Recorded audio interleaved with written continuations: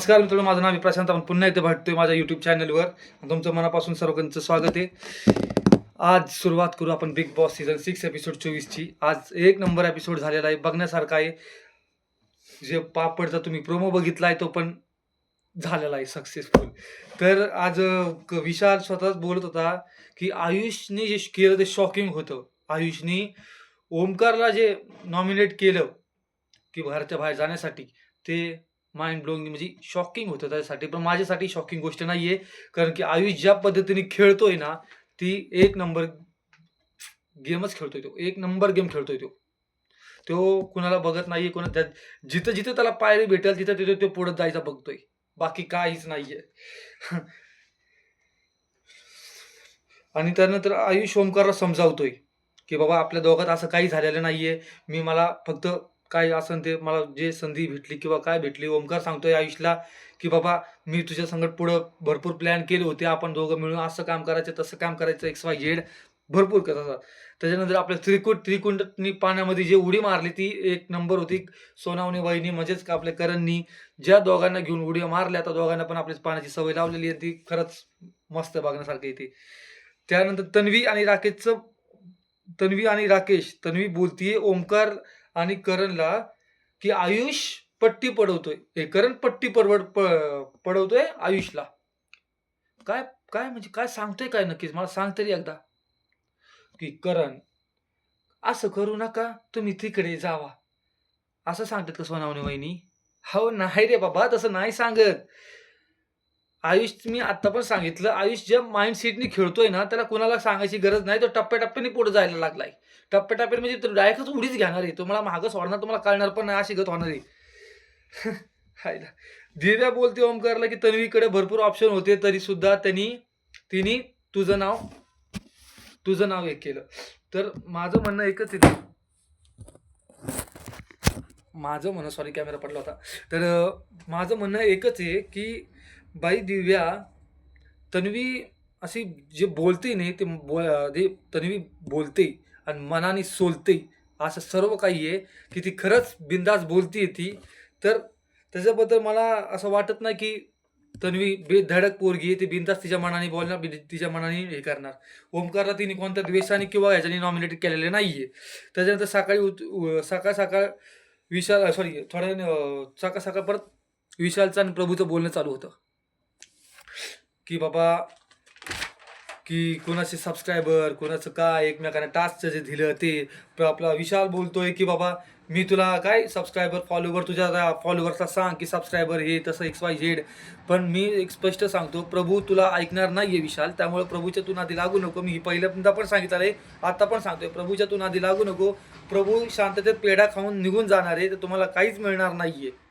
त्याच्यामुळं मला वाटत नाही की तुम्ही प्रभूच्या हे करावा. प्रभू शांततेत सगळ्यात तो जो भेळ मिसळतो आणि एकटाच खातोय ना, ते तुम्हाला कळत नाहीये की तो एकटाच भेळ मिसळून खातोय. त्याचं प्राजक्ता म्हणते प्रभू शहाणा आहे. प्राजक्ता खरंच तो शहाणा आहे आणि तुझ्यापेक्षा बेटर गेम खेळतोय. कारण की बिग बॉस त्याला समजलाय. जे तुला आजपर्यंत समजले नाही, ते त्याला समजलेलं आहे बिग बॉस. हायला लय अवघड आहे. पण त्याच्यानंतर विशालचं आणि प्रभूचं बोलणं चालू होतं ना, तर दोघं अचानकपणे ते स्टॉप झाले ना, ते ते खरंच बघण्यासारखं होता. प्रभू डायरेक्ट म्हणतोय, मला सुसू लागली. डायरेक्ट मुतायला लागली. गेला निघून तो. आईला. प्राजक्ता म्हणते, अनुश्री राकेशची भांडी घासू लाग. ह्या भांडणामध्ये राकेशने पूर्णपणे एक नंबर सीन केलाय. दोघांचं भांडणं तिसऱ्याचा लाभ. बाबा ते घासायला भांडे तवा बघता येईल. मी माझं इथं मस्त म्हणजे मजा घेतोय. संपलं. बाकी काहीही केलं नाही. विशाल पण मध्ये बोलत होता दीपालीला, की बाबा ते दोघं करतील, नंतर करतील. पहिली गोष्ट विशाल, तू बायांच्या मध्ये पडतच जाऊ नको रे, ते त्यांचं बघतील. तू कशाला मध्ये पडतोय? तू मध्ये पडत जाऊ नको. काही फायदा होत नाही. ड्युटीवरून भांडणं हे परवडत नाही रे. प्राजक्ता म्हणते हसू नका, हे करू नका, ते करू नका. प्राजक्ता आणि विशाल, मला तुमच्या दोघांसंग तुमचा गेमच दिसत नाही. पहिली गोष्ट, तुम्ही दोघं पण असं नुसतंच आपलं चालायचं म्हणून चालायचंय. ते बिग बॉस म्हणतात की पिकनिकला दुसरे आलेत, पण मला असं वाटतं स्पष्टपणे की पिकनिकला तुम्ही आलात. त्याच्यानंतर ओमकार म्हणतोय, असं पण मी नाहीच करत काम. ओमकार ओमकार बरोबर बोललाय. मी कामच करत नाहीये. ओमकारला जे बोलती ही बोलली ना प्राजक्ता, की बाबा तू काम करत नाही. तो बिनधास्त त्याचं खरंच आहे. तुम्ही त्याला डायरेक्ट कशावर नॉमिनेट करताय, की बाबा तू घरात दिसत नाहीये. तो एवढं काम करून सुद्धा सगळं करून तुम्ही ह्यो आठवडा सुद्धा मागच्या आठवड्यात बोलला होता, की तू काम करतोय म्हणून. आता तुम्ही ह्या आठवड्यात म्हणा, की तू कामच करत नाहीये. तो दिसतच नाहीये आम्हाला. तो फक्त असं भांडे-बिंडे घासण्यापुरता दिसला पाहिजे का? नाही. खायला लय तुम्ही म्हणजे त्याला असं कसं आहे, इथनं उचलायचं इथं ठेवायचं आणि इथनं उचलून इथं ठेवायचं असंच करता तुम्ही त्याच्या संगत. प्रभू त्याच्यानंतर अनुश्रीला म्हणतो, "ती लय आराम करते." प्रभू डायरेक्ट म्हणतोय, की "बाबा अनुश्री लय आराम करते. ती काहीच काम करत नाही." नाही खरंच आहे अनुश्री खरंच काही काम करत नाहीये. ती तिच्या मनाने गेम खेळतीये. बाकी काहीच नाहीये. विशाल म्हणतो अनुश्रीला रुचिता चालत्या गाडीमध्येच म्हणजे चालत्या गाडीमध्ये बसती पाहिजे. आईला मला असं वाटतं, की टोळी आहे ना, लवकरच टोळीतनं एक जण उतरणार आहे. जर का ही क्लिप बिग बॉस तुम्ही खरंच या भाऊच्या धक्क्यावर लावा, की बाबा विशाल असं-असं बोललाय आणि त्या ते बोलतात ना, त्या रूममध्ये या आणि माईक बिक देतात, त्याच्यामध्ये बोलून द्या. एक नंबर तो मला मस्त वाटणार. त्याच्यामध्ये बोलून घ्या आणि एकदा रुचिताला ते ऐकवा. विशाल काय बोललाय ते. आणि त्याच्यानंतर राकेश म्हणतो, रोशनचे मुद्दे खूपच वीक असतात. म्हणजे या आठवड्यात खूप वीक होते. मला त्याला नॉमिनेट केले त्याच्याबद्दल. अरे बाबा पण म्हणजे एक हे नाहीये ना, की रोशन जे बोलतो ना, त्याला जे वाटतं तेच बोलतो तो. आणि तूच बोलला होता ना, तो एक नंबर आहे. आता त्याने फक्त तुला नॉमिनेट केलं म्हणून तो वीक नाही होऊ शकत ना, हे चुकीचं आहे. पण ह्या गोष्टीमध्ये आपण एक गोष्ट बघितली, की अनुश्री, रुचिता आणि राकेश यांचं बॉन्डिंग एकदम कडक व्हायला लागलं, एकदम मस्त मध्ये. कोणाच्या म्हणजे असं तिघं एकदम रिलॅक्समध्ये बसलेले आहेत. अनुश्री म्हणते, "पेटवा जरा काहीतरी, वातावरण जास्त काय असं भलं चांगलं वाटाना, पेटवा." अगं बाई तू तू काय ते उचलून आण ना कुठनं तरी, ते आपोआप वातावरण पेटतंय बघ. ते काम कर तर विशालचं ते बॉडी-बिडी काहीतरी असेल ना, ते शॅम्पू-बिंपू ते घेऊन ये. तो पेटतोय का बघ. तो नाही पेटणार का बाई. तू दुसऱ्या माणसाला पेटव. प्रभू म्हणतो, ह्या घरच्यांचे सगळ्यांचे खायचे दात वेगळे आणि दाखवायचे दात वेगळे." तर सागर भाऊ म्हणतात ते, की "बाबा माझं पण तसंच आहे." का बाबा कसं बोलणार प्रभू, तू त्याच्या जवळ बसलाय. तो कसा म्हणणार आहे, की बाबा हां, तुमच्या आपल्या तुमचे पण दात वेगळे आहेत, माझे पण दात वेगळे आहेत. असं बोलू शकत नाही ना. तर तुम्ही पुढे गेल्यावर ते बोलू शकतो बाबा, हां, तुमचे पण तसेच आहेत. मनातल्या मनात तो बोलत असताना, "हां बाबा, तुमचे पण तसेच दात आहेत आणि खायचे दात वेगळे आणि दाखवायचे दात वेगळे." त्याच्यानंतर यांची तर मस्करी चालू होती आज राकेश, अनुश्री, तन्वी, रुचिता यांचं मस्त मस्करी. एक ही बॉन्डिंग आपल्याला आवडली बाबा. त्यानंतर विशाल राकेशला म्हणतो, "करणचा गेम दिसत नाही." करणचा गेम दिसत नाही. मी आता पण म्हणतोय करणचा गेम दिसत नाही. करण मागणं खेळतोय. स्पष्टपणे करण मागणं खेळतोय. बाकी काहीच नाही. आणि राकेश म्हणतो, "मला रोशनी नॉमिनेट नसतं केलं तर मी करणला करणार होतो." हायला म्हणजे तुम्ही तुमच्यामध्ये शाळा करताय रे.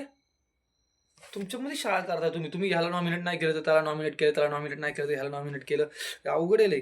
बिग बॉस म्हणतात, "किचनमध्ये इतकी शांतता, रुचिता छान दिसतायत. दोघींनी एकमेकांचं कौतुक करा."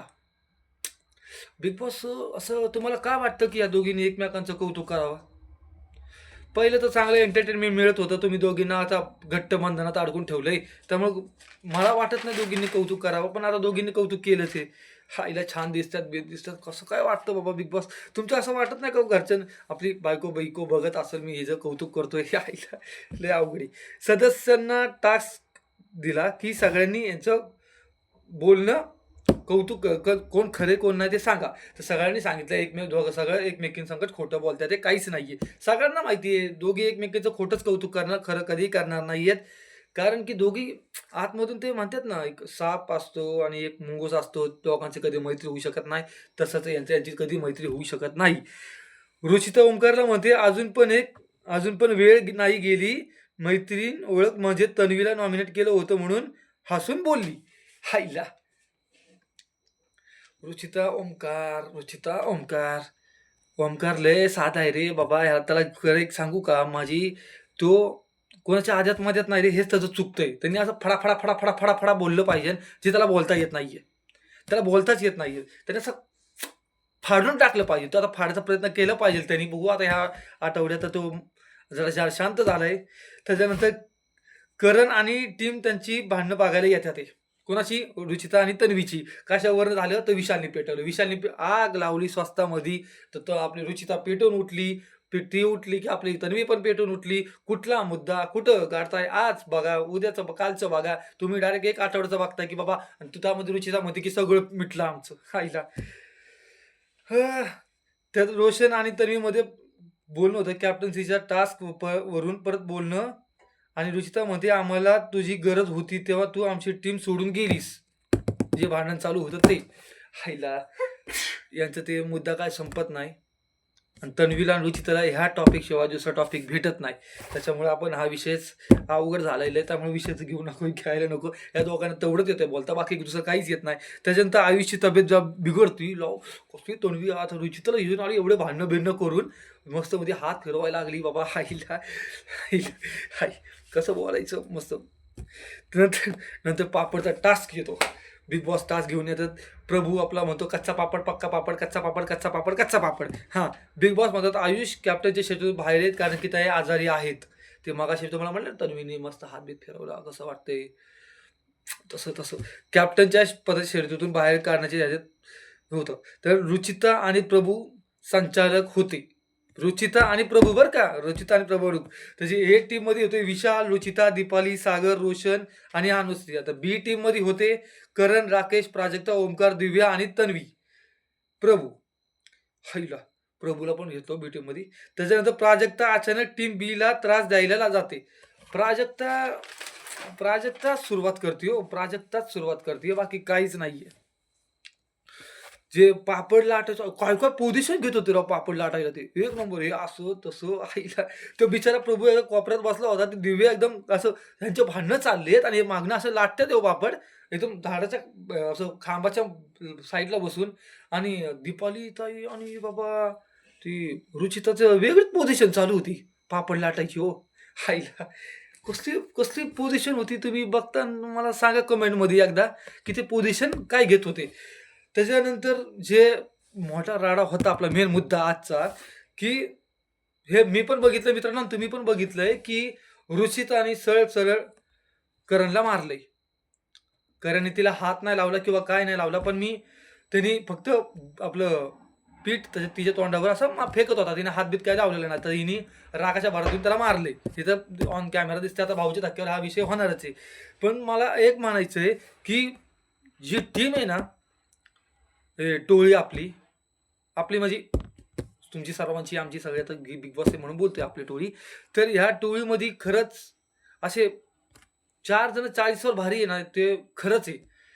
हे नडत्यात. पण हे आपले हे जे 6-7 जण आहेत ना, ते नडत-बिडत काहीच नाहीये. ते नुसतं खेळायचं म्हणून खेळतात.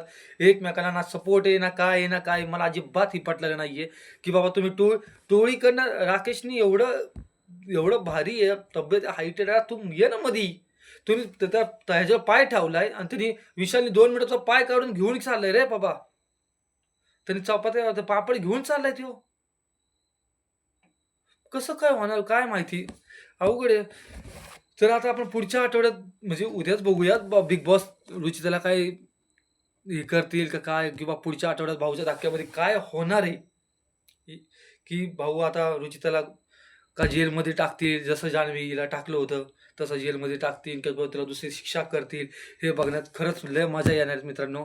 तर आपण हा रिव्ह्यू इथे संपवतोय आणि कॅप्टन्सीच्या टास्कमध्ये आता उद्या कळेल आपल्याला की कोण कॅप्टन्सीच्या टास्कमध्ये येतंय, कोण नाही येते.